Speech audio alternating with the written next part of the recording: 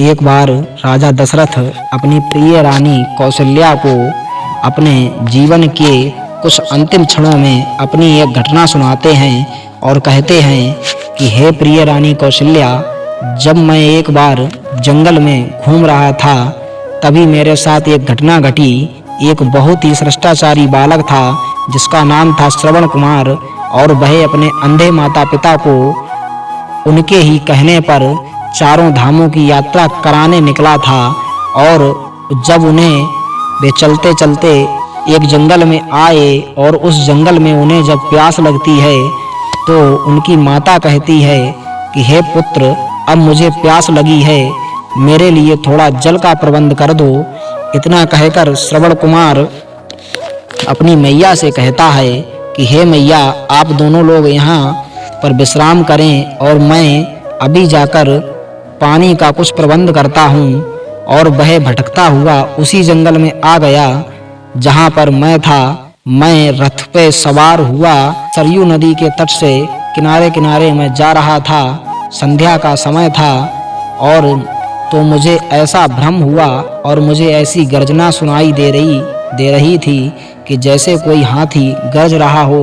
मैंने तीक्ष्ण शब्द भेदी बाण उस पर छोड़ दिया। बाण के लक्ष्य पर लगते ही किसी जल में गिरते हुए मनुष्य के मुख से ये शब्द निकले, आहा मैं मरा, मुझ निरपराध को किसने मारा है। हे पिता, हे माता, अब मेरी मृत्यु के पश्चात तुम लोगों की भी मृत्यु जल के बिना प्यासे ही तड़प तड़प कर हो जाएगी। ना जाने किस पापी ने बाण मारकर मेरी और मेरे माता पिता की हत्या कर डाली है। इससे मुझे ज्ञात हुआ कि हाथी की गर्जना सुनना मेरा भ्रम था। वास्तव में वह शब्द जल में डूबे हुए घड़े का था। उस वचनों को सुनकर मेरे हाथ कांपने लगे और मेरे हाथों से धनुष बाण भूमि पर गिर पड़ा। और दौड़ते हुए मैं वहां पहुंचा जहां पर मनुष्य वह पड़ा हुआ था। मैंने देखा एक वनवासी युवक जो रतनजित पड़ा है और पास में एक औंधा घड़ा जल में पड़ा है। मुझे देखकर वह क्रोध से बोला, राजन, मेरा अपराध क्या था जिसके लिए आपने मेरा वध किया है? क्या यही अपराध था कि मैं आप प्यासे माता पिता के लिए यहाँ से जल लेने आया था? यदि आपके हृदय में किंचित मात्र भी दया है तो मेरे प्यासे माता पिता को पानी पिला दो।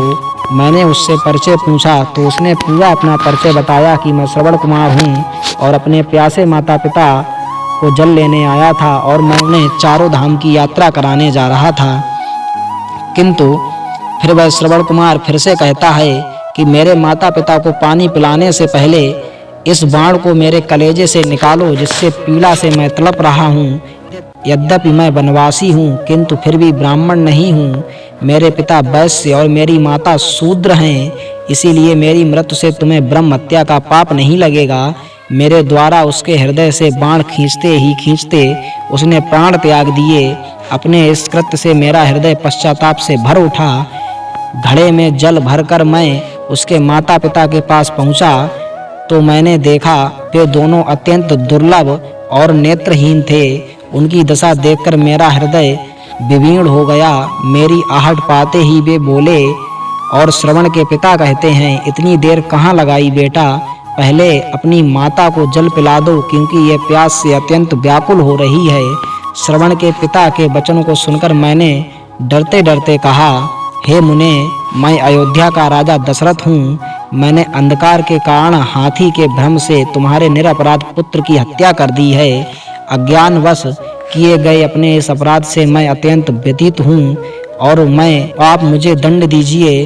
पुत्र की मृत्यु का समाचार सुनकर दोनों विलाप करते हुए कहने लगे, मन तो करता है कि मैं अभी शाप देकर तुम्हें भस्म कर दूं और तुम्हारे सिर के 7 टुकड़े कर दूं, किंतु तुमने स्वयं अपना अपराध स्वीकार किया है, अतः मैं ऐसा नहीं करूंगा।